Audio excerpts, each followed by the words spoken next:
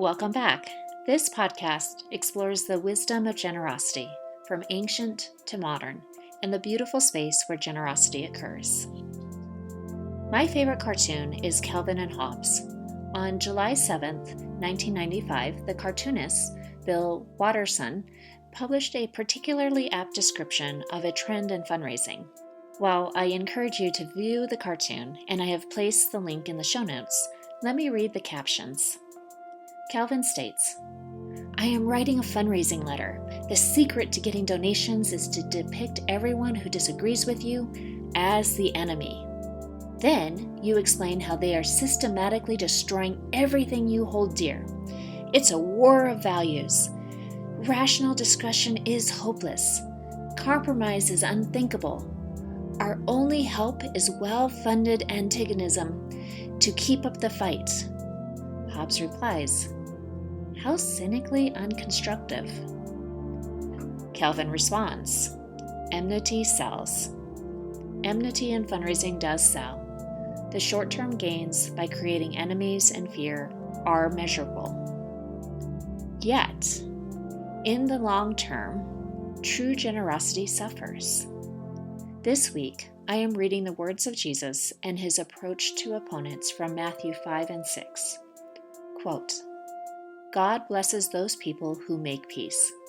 They will be called his children. You know you have been taught, an eye for an eye and a tooth for a tooth. But I tell you not to try to get even with a person who has done something to you.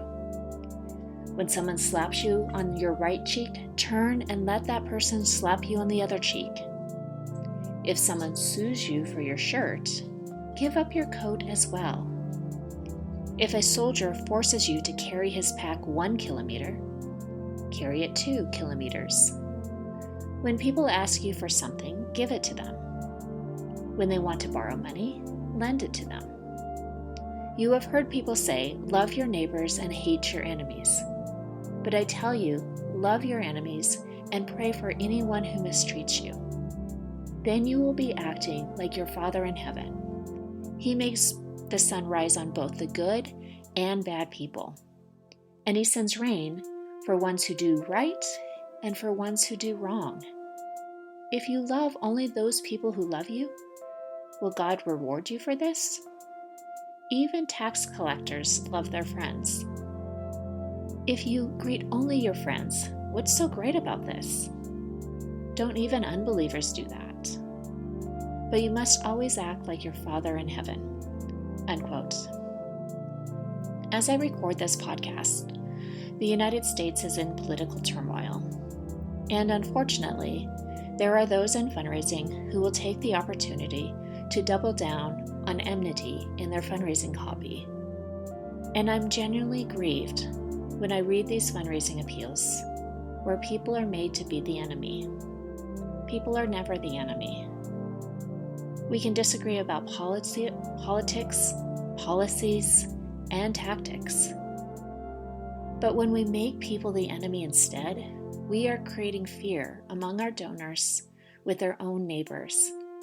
And in doing so, we break down societal and community bonds.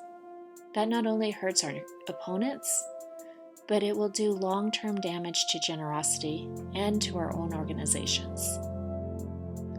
Let us reflect on these questions. If you were to give your fundraising appeal to an opponent to read, how would they respond? Would they consider the letter to be fair, considerate, even loving? When you're speaking with a donor about an opponent to your mission, are you portraying the opponent in the best possible light, even if you are outlining policy or tactical disagreements?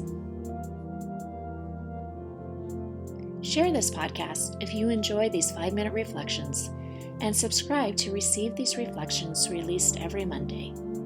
To explore fundraising coaching deeper, visit servingnonprofits.com. See you next week.